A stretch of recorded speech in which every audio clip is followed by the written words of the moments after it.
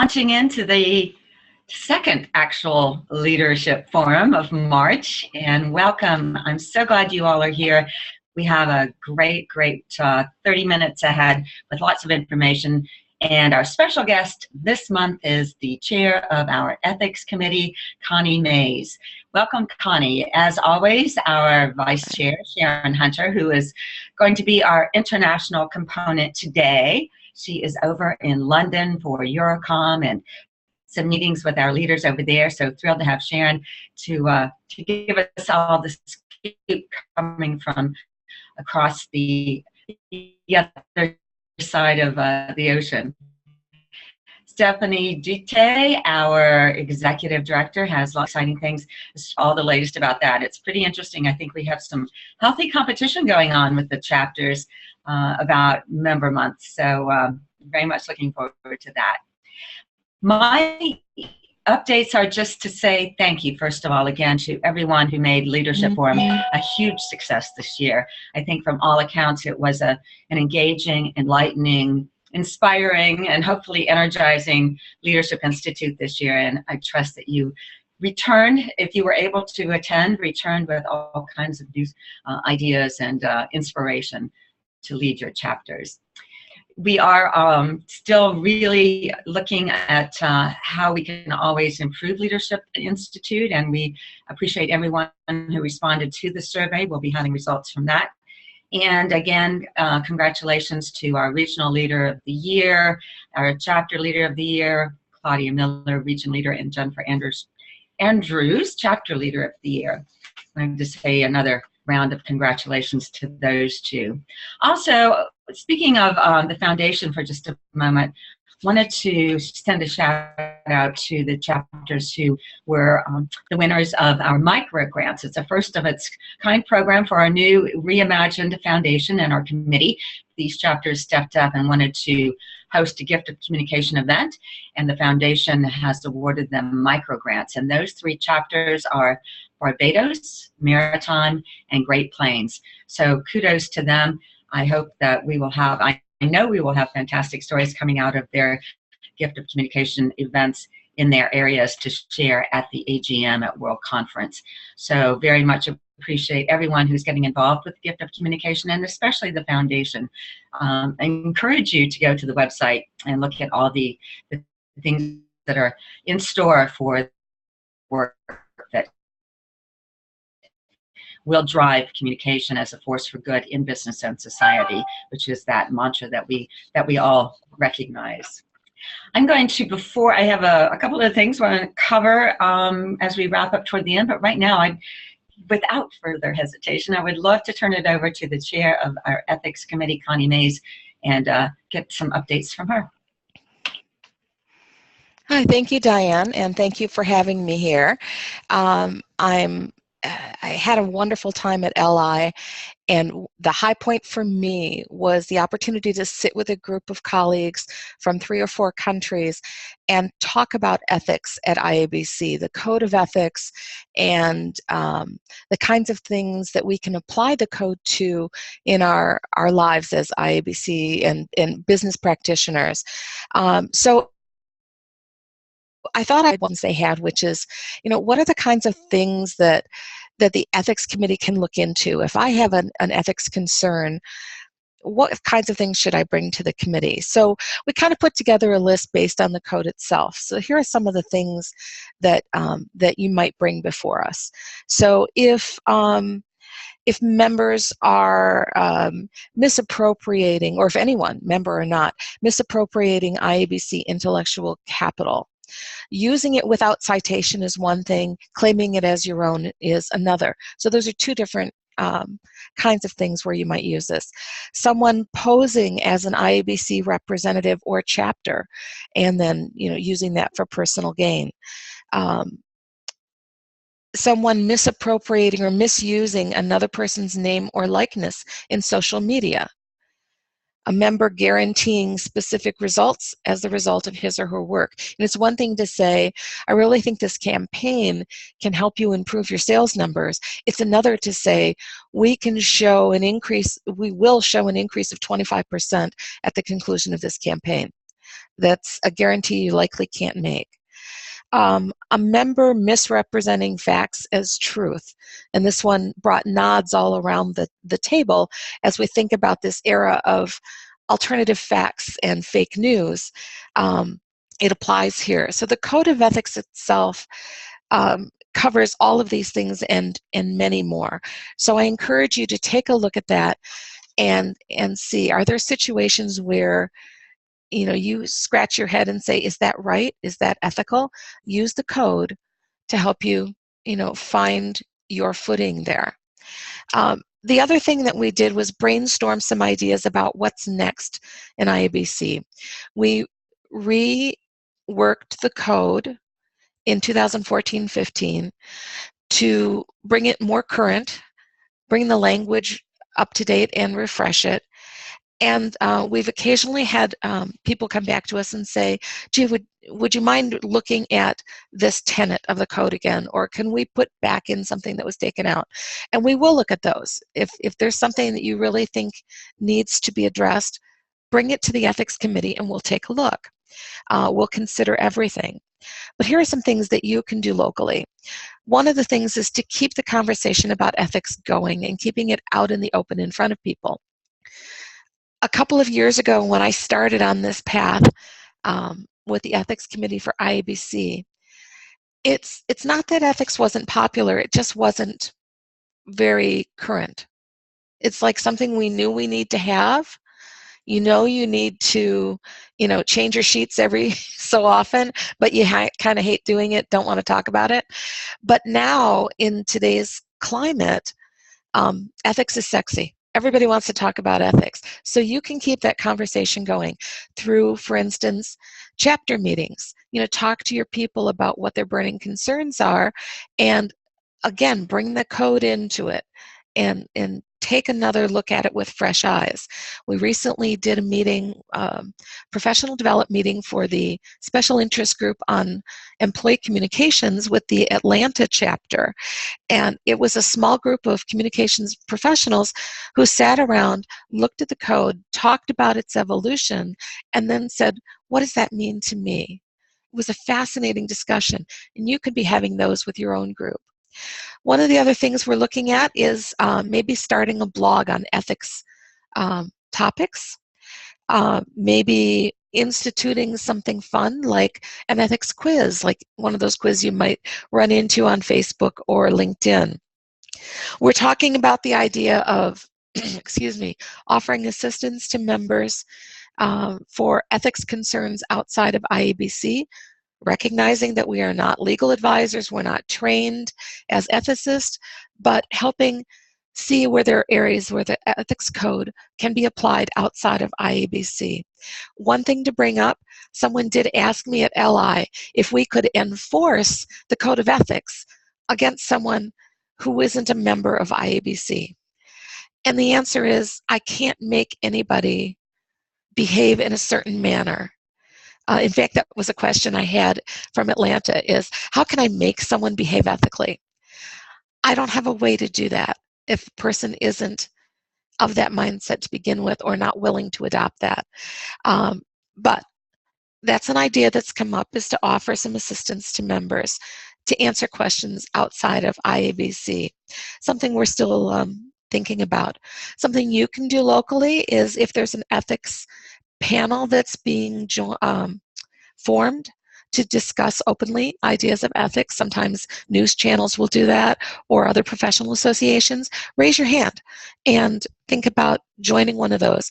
And if there isn't one in your area that you're aware of, maybe start one. Turn that into a professional development meeting, or a recruitment opportunity. Some other things we're looking at, posting more ethics content on IABC, that's still in discussion, and maybe making a professional development meeting in a box available so that chapters can have like a guide to hold their own discussion on it.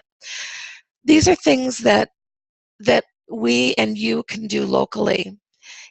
It's also a good idea to seek out additional training on ethics. If that's something you're interested in, the ethics committee doesn't do that. We're charged with two things. We're charged with maintaining and supporting the code, and then handling any requests that come in to investigate or look into ethical matters. Education, though, would fall under the academy. So we are encouraging anyone who's interested in that to take a look at the current courses that are out there. Several of them include ethics as part of the coursework. And then I'll be working up a proposal for the Academy to consider creation of an ethics course or track. So these are some of the things that we're looking at down the pike, and we invite your input into that. I can be reached through the IABC website if you look up Ethics Committee, or you can reach me at Connie, CONNIE .mays, MAYSE, at yahoo.com. Diane, back to you. Fantastic, Connie. Thank you so much. All sorts of great updates there from you in terms of the evolution of ethics and how we are really moving it out into the global discussion space. And on that note, I should have mentioned first off that we will be, as you saw, some hashtags will be shared throughout the forum today, and some links for more information. So the chairs blog, there are a couple of chairs blogs that cover ethics and the fact that IABC has taken a stand via the petition that we started on change.org. So I encourage you, if you have not yet gone to check out the petition, and if you feel so inclined to sign it and maybe offer a comment or two, we'd love for you to do that as well. So we have the opportunity for you to take a stand. And as we discussed at Leadership Institute, as professional communicators, if we don't take a stand for ethics in our profession, in our industry, then who will, right? So let's take the lead on that, and let's be examples of what the best in communication really looks like. So thank you for that. Diane, if I could just add, you should be proud as an IABC member that ethics is not new to the table for IABC, that the code has existed for a very long time in various forms, and that each member is asked annually to review the code when they renew their membership. So my challenge to you is that the next time you are offered that opportunity, when you renew your membership, don't just tick the box. Open the code and read it. Actually read it before ticking that box. Thanks. Excellent. Thank you for that, Connie. You're exactly right. We've had the code for years and years, and we are in a space now, I think, where we really can shine the light on it and help others learn more about it and see how they can get involved in again, looking for opportunities to maintain the highest standards in professional communication. So thank you very much for that. Also want to encourage you, if you have questions, to submit those via the chat. Very much would love to get some input, feedback, questions. That's what we're here for. We want this to be a conversation. So please do submit any questions or input you have through the chat, if you would, or we have one, it looks like, through the Q&A feature as well. Thank you from Scott. So thank you for your thanks, Scott. We appreciate the engagement across the board. All right, so moving swiftly over the Atlantic from Charlotte, North Carolina, where I am, to London, where Sharon is. Sharon, give us an update about what's going on with the Eurocom and the leaders over in Europe. Thanks, Diane. Well, I'm absolutely thrilled to be here in London this week for the Gear Up to Eurocom, which starts on Monday here London time. They have over 30 speakers focused around the theme of transformation for communicators, how to adapt, invent, and evolve yourself to be relevant to your organizations, how to stay on top of trends, insights, data. This is a perfect example of how an association creates those in-person opportunities to really foster peer exchange, talk about real-world case studies, and share knowledge amongst each other on how to stay relevant, how to make a difference, how to create an impact in business. So I'm absolutely thrilled to be here amongst our esteemed colleagues who are presenting here this week. We will be also having meetings with chapters and other members to talk about the future for IABC. So it's an absolute honor to be here to talk about our next strategy and how we'll be kicking that off in June, and how our Freedom in a Framework really applies in this case in terms of how do we align to deliver value across the spectrum and tailored to local needs. So I'm really looking forward to that. In other news, as you know, the Council of Regions is the Program Advisory Committee for LI. And so they worked very hard to produce our International Leadership Institute, which just took place in Dallas last month. And I just want to remind everyone that this is a key point every year where many, many good practices are shared from leaders across the world. And all of those resources are now on the Leader Center, along with the presentations from many of the leaders who delivered their best winning examples, not just of the CMA Awards, but in real practical examples of what they do at the chapter level for success. There are case studies, there are the presentations, huge resources on the Leader Center to look into to figure out what else you can do locally for success. So I do encourage everyone to take advantage, and also to do another shout out to all of the leaders who helped make LI in Dallas this year an absolute super momentum leading into kicking off a new strategy with fantastic momentum this year, starting in June. Other news, the Council of Regions members are the regional chairs of our 8 regions around the world. And their other duty is part of the nominations committee for the association. And in fact, these are the people that choose your next board to lead this nonprofit association. And I have to say that I am absolutely thrilled. Those deliberations took place at LI in Dallas this year, and the slate was just announced next week for the new board for 2017-18. That will be my team going forward this year, starting in June. And I couldn't ask for a better group of stronger leaders, with Ginger Homan coming in as the vice chair, leaders from across Canada and the world who will be part of this new team to help take things forward based on a solid 14-17 strategy that set us up for success. As you know, we're back in black for the first time since 2011, which allows us to build on a solid foundation to take IABC into the future. And I couldn't be more grateful for how that has come together. Very, very practical updates from Michaela, our chapter relations manager, to remind chapters that there is still time to submit those financial reports. They are already due, but April is really the deadline to get in those financial reports for the 2016 financial year. And also, there's a few affiliation agreements hanging out there. And so please do either contact your regional representative or directly here at HQ to submit those documents on time. And that is the update for today. I will have much more to talk about after the conference next week. And as we move into our ramp up for World Conference in Washington, D.C., which is already poised to be one of the best ever.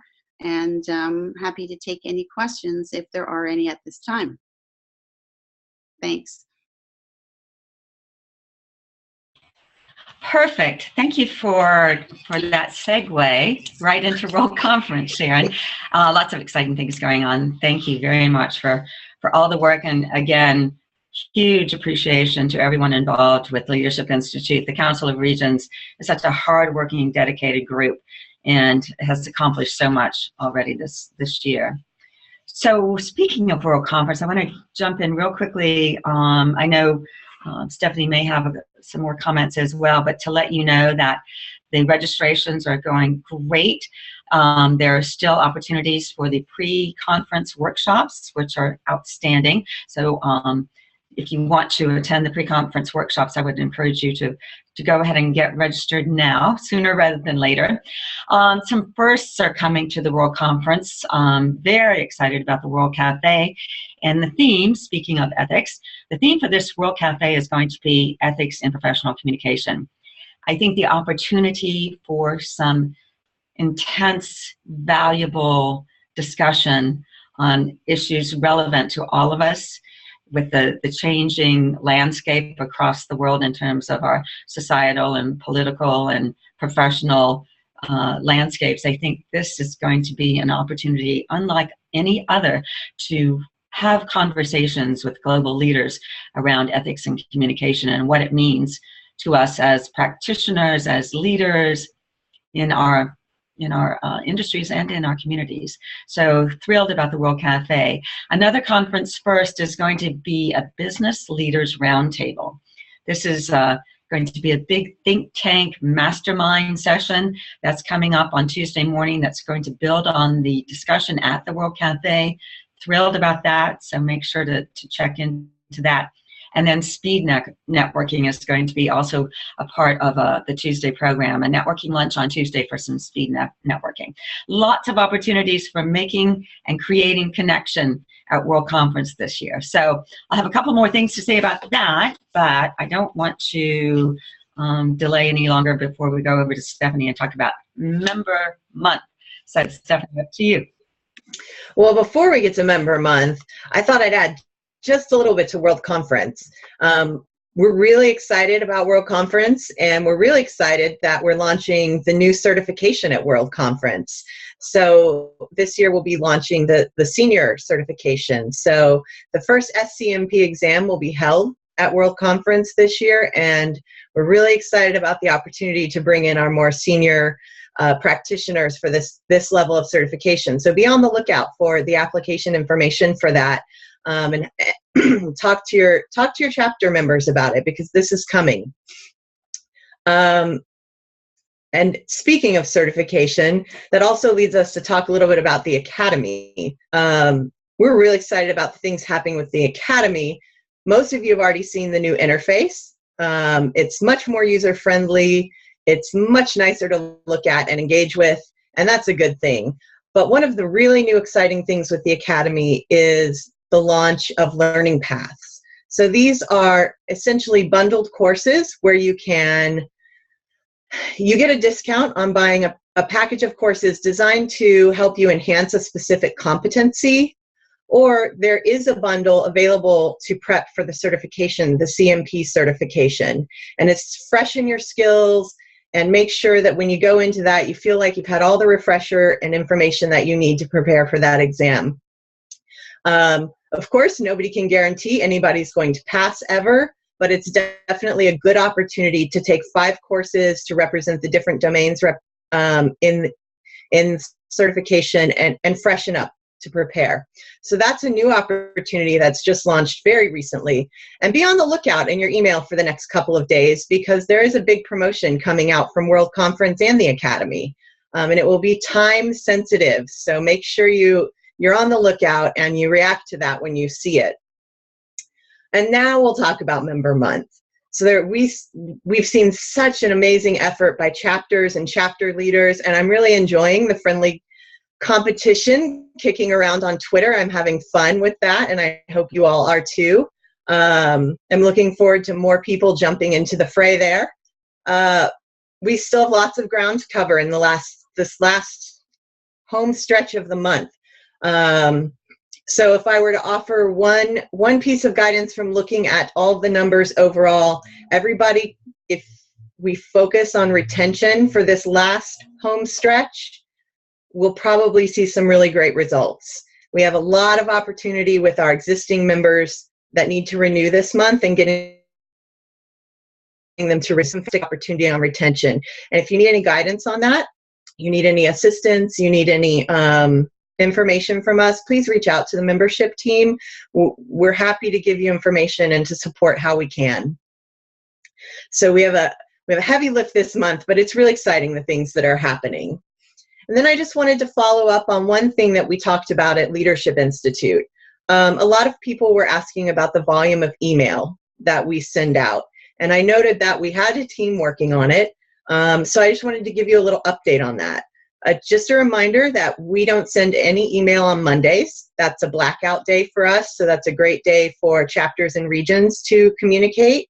But since Leadership Institute in February, we've decreased the amount of email going out by 9.5%. And we are continuing to work on decreasing that. by working with list segmentation, by focusing our communication, targeting our communication better, and by consolidating those things that we do need to communicate out to all members instead of sending a lot of separate emails. So we continue to make progress on that front, and I'll keep you updated as we continue down that path. But I did want to let you know that 9.5% reduction in a month is pretty good. I'm pleased that we're making progress, and we can report that to you, that we have a plan to continue along that path. And I think those are my key updates for today. So I'm going to hand it back to you, Diane. Great. Thank you, Stephanie. And kudos on the help with reducing that email. We do want to make sure everything that you receive is valuable, and we're very sensitive to the fact that you get plenty of email. So whatever comes from IABC, we want to make sure it serves you as leaders. And on that note, if I might just add that as we reduce the email load to you to offer some relief there, I encourage you to help us spread the word about news that's going on within IABC. So help us spread the word about these monthly conversations that we have with leaders. Help us spread the word about the initiatives, Membership Month, the World Conference, the petition on ethics. All of these things, it's so valuable to have you supporting us in getting the word out about what's going on with our IABC. So speaking of a little good news, more incentives are on the way for World Conference registrations. Incentives are going to be posted in the World Conference site in the media room, so make sure to stay in touch with that. Lots of exciting news there. So the media room there has previews and news and helps keep you up to date with all the great things coming to World Conference, and also some incentives as well. Well, we are coming up on time, it looks like, so I'd like to give a final opportunity for everyone to share some last-minute words of wisdom or appreciation or whatsoever. Connie? She's unmuting. Yes. I just want to thank everybody. I'm so proud of this organization. I'm so proud of the focus on ethics. The longer you know me, the more you'll know how important that is to me. And one of the reasons that, not that I joined IABC, but that I stay, is I'm so proud of that high ethical standard. So thank you so much. Carry the torch forward. That's all I have to say. I love that. Carry the torch forward. Onward and upward, as we like to say. Sharon? Thanks, Diane. Well, just an additional heads up that, as you know, we are working on the 2017 to 2020 strategy cycle, which will kick off at World Conference in June. It's been a process, a participatory process with World Cafes across the world and all kinds of board work behind the scenes to get ready and aligned to kick off this new strategy in June at World Conference in Washington, D.C. And part of that effort has been an exercise on for our strategic intent. We're looking at our vision and mission and purpose statements and philosophy statements that are ingrained in our bylaws and haven't been looked at in many, many years. So this was the opportunity to do that. And it's just a quick heads up that those realigned statements, simplified and aligned to our new brand platform, will be coming out very soon. A draft is going to the board at the April 5th meeting. It was shown to leaders at LI in Dallas in February and got some great response. So just a heads up that will be coming forward as part of the bylaw changes announced coming to AGM in June, and that leaders should look out for that as part of our strategy work. Thank you. Great, Sharon, and a great memo too. And for all of the scoop on that, be sure to check out the Chair's blog, where the mission, vision, purpose, the value proposition statement, all of that is there. Fantastic, fantastic work by Ginger Homan and Sharon Hunter. So appreciative. I think this really sets us up to elevate IABC and to really advance our profession as well. Stephanie? I just want to take a moment to share some gratitude and thank you all for all of the work you do. Your enthusiasm around Member Month in particular, because that's on my radar heavily these days, is so infectious, and we all really love working with you on it. So thank you. Just thank you for all you do, and thank you for participating. I couldn't say it better myself. That's all I have to say too, is to again let you know how valuable you are to IABC. We would not be here without your leadership, your dedication, and your support. Always feel free, encouraged actually, to reach out and let us know how we can support you. Never hesitate to even pick up the phone and give me a call, give any of us a call. I'm sure we would love to hear from you in any form or fashion. So I think we are at our 30 minutes, and I want to say thanks again, goodbye, and we will see you in April.